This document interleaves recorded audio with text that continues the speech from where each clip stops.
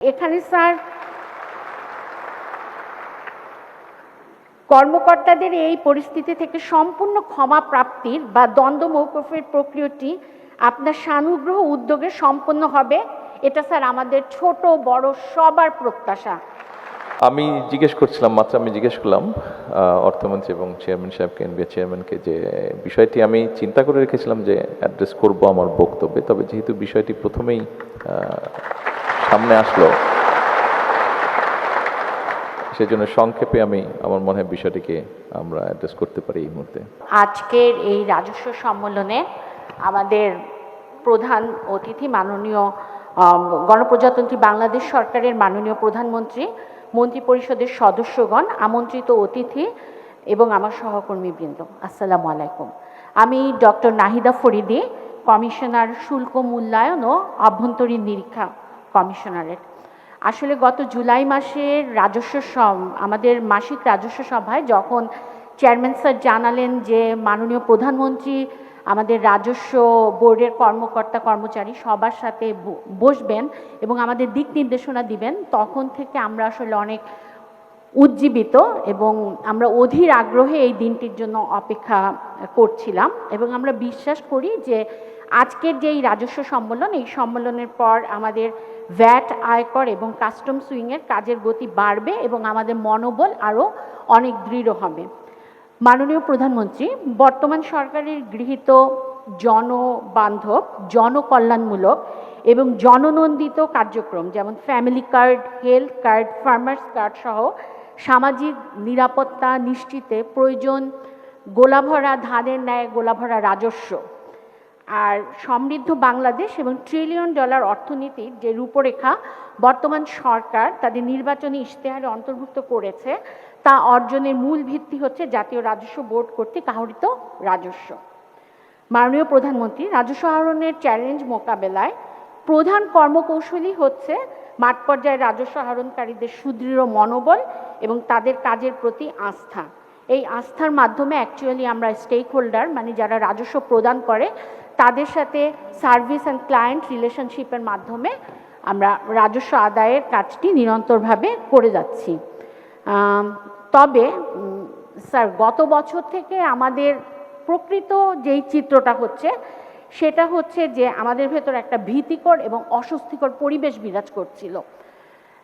Sir গত বছর জুলাই থেকে এই বছরের জানুয়ারি মাস পর্যন্ত, অর্থাৎ বিএনপি সরকার ক্ষমতায় আসার আগ পর্যন্ত আমাদের চেয়ারম্যান মহোদয় কিন্তু অলরেডি জানিয়েছেন যে লাস্ট 4 মাসে আমরা রেকর্ড পরিমাণ রাজস্ব আদায় করেছি। কিন্তু তার আগের যে 7 মাস ছিল, 7 মাস বা 7.5 মাস, কেন তখন আমাদের এত বড় গ্যাপ পড়েছিল? সেই গ্যাপের মেইন কারণ হচ্ছে আমাদের মাঠ পর্যায়ে ব্যাপক একটা ভীতি, এবং এই ভীতি আমাদের কাজের প্রতি অনাগ্রহ সৃষ্টি করেছিল। গত বছর রাজস্ব বোর্ডের একটা যৌক্তিক সংস্কারের বিষয় ছিল, সেই বিষয় নিয়ে আমাদের রাজস্ব বোর্ডের অধীনস্থ মাঠ পর্যায়ে এবং রাজস্ব বোর্ডের কর্মকর্তা এবং কর্মচারীগণ যে একটা মানে আন্দোলন করেন, সেখানে মাননীয় প্রধানমন্ত্রী আপনি নিজেও আমাদের সপক্ষে বক্তব্য দিয়েছিলেন। কিন্তু ওই আন্দোলনের এক পর্যায়ে ব্যবসায়ী সম্প্রদায়ের একটা মানে সহযোগিতায় ব্যবসায়ী সম্প্রদায় একটা মধ্যস্থতা করেন এবং সেই মধ্যস্থতায় দেখা যায় যে আন্দোলন থেকে সবাই আসলে সরে আসে এবং সবাই আবার মাঠের কাজে যায়। তখন একটা কথা কিন্তু আমাদেরকে আশ্বস্ত করা হয়েছিল যে কারো বিরুদ্ধে কখনো কোনো ব্যবস্থা নেওয়া হবে না, যাতে আমরা নির্ভয়ে কাজ করতে পারি। বাস্তবে সেটা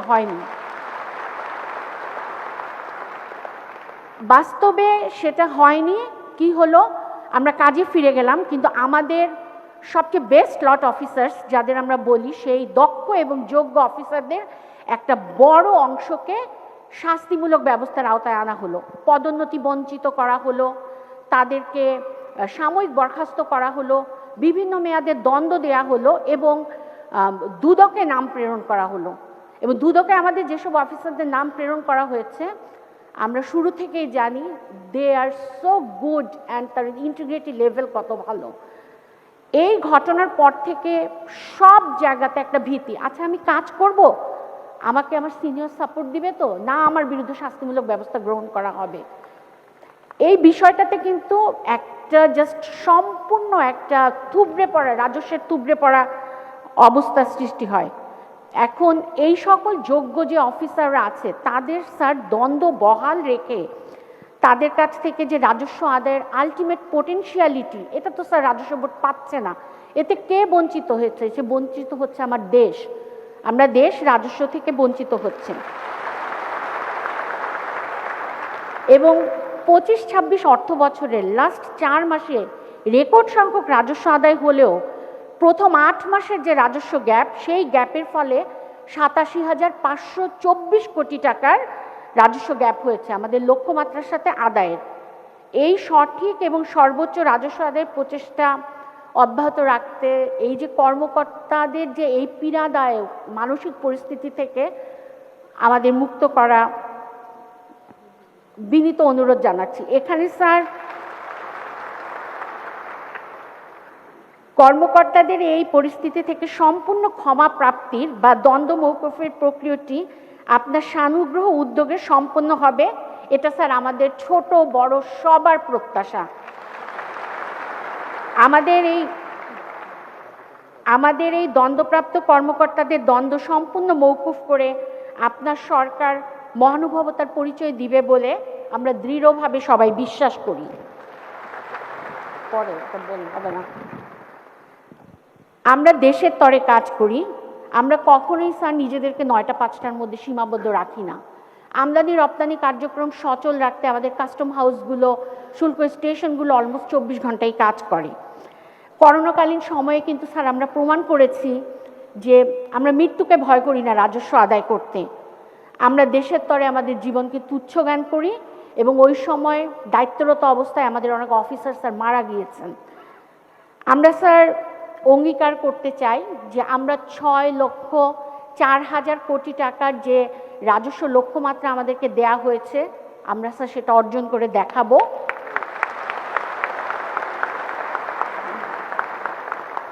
আমরা স্যার অর্জন করবই, কারণ আমরা দৃঢ়ভাবে বিশ্বাস করি এবং আমরা আমাদের মনে এবং মননে সবসময় আমাদের দেশকে রেখেছি। আমরা বিশ্বাস করি স্যার, কর দিয়ে গর্ব দেশ, সবার আগে বাংলাদেশ। আপনাকে অশেষ কৃতজ্ঞতা এবং সকলকে ধন্যবাদ।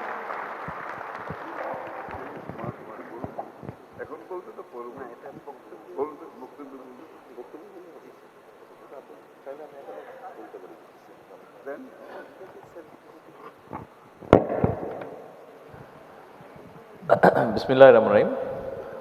ধন্যবাদ আজকে আমাকে এখানে আমন্ত্রণ জানানোর জন্য। একই সাথে আমি ধন্যবাদ জানাচ্ছি মাত্র আমাদের রেভিনিউ ডিপার্টমেন্টের একজন কর্মকর্তা একটি বিষয় উল্লেখ করেছেন। আমি জিজ্ঞেস করলাম অর্থমন্ত্রী এবং চেয়ারম্যান সাহেবকে, এনবিআর চেয়ারম্যানকে, যে বিষয়টি আমি চিন্তা করে রেখেছিলাম যে অ্যাড্রেস করব আমার বক্তব্যে, তবে যেহেতু বিষয়টি প্রথমেই সামনে আসলো সেজন্য সংক্ষেপে আমার মনে হয় বিষয়টিকে আমরা অ্যাড্রেস করতে পারি এই মুহূর্তে। দেখুন, আমি এটি সকলের উদ্দেশ্যেই বলছি, বিশেষ করে এনবিআর এর যারা কর্মকর্তা আছেন এখানে সকলকে। একটি ঘটনা ঘটেছে, এটা আমরা সবাই জানি। আমাদের সরকারের যেটা মূল লক্ষ্য এবং উদ্দেশ্য হচ্ছে, আমি অতীতে পিছনে যেতে চাই না, সামনে যেতে চাই আমি, এবং সেজন্যই আমরা সকলকে নিয়ে সামনে বাড়তে চাই। আমাদেরকে যদি সামনে এগোতে হয় তাহলে আমাদেরকে সকলকে একত্রিত কাজ করতে হবে, একত্রে যেতে হবে। আপনি যেটা বক্তব্যটা যেটা বিষয়টা তুলে ধরলেন, এটাকে যদি কিছুটা একটা এক্সাম্পল দিয়ে বোঝানোর আমি চেষ্টা করতে পারি, সেটা হচ্ছে, দেখুন, সমস্যা তো থাকবেই। একটি দেশে বিভিন্ন শ্রেণীর মানুষ আছে, গভর্নমেন্টের বিভিন্ন মিনিস্ট্রি বা বিভিন্ন ডিপার্টমেন্টস আছে। স্বাভাবিকভাবে আমরা যেহেতু মানুষ, আমাদের বিভিন্ন রকম সুবিধা অসুবিধা থাকবেই। গভর্নমেন্টও বিভিন্ন রকম পলিসি নিবে এবং পলিসিগুলা কম বেশি সবার স্বার্থ বিবেচনা করেই নিবে। তো এখন এই পুরো বিষয়টাকে যদি আমরা কিছুটা এইভাবে চিন্তা করার চেষ্টা করি, দেখুন, একটি সংসারের মতন, পুরো দেশটা একটি ফ্যামিলির মতন, সংসারের মতন। ফ্যামিলিতেও বিভিন্ন সদস্য থাকেন। এখন ফ্যামিলিতে বাবা মা মূল দুটি ক্যারেক্টার, আমরা যদি এভাবে চিন্তা করি। সমস্যা ওনাদেরও থাকে, সুবিধা অসুবিধা ওনারও থাকে, কিন্তু ওনারা যদি স্ট্রাইক করে বসে তাহলে কি সংসার চলবে?